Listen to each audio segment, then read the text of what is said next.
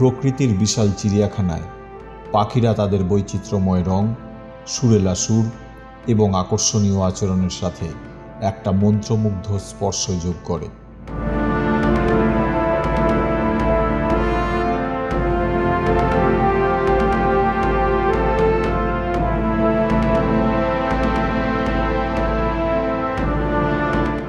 আমরা প্রায়ই আমাদের চারপাশকে মুগ্ধ করে এমন সাধারণ পাখিদের মোহনীয় জগতে যাত্রা করি।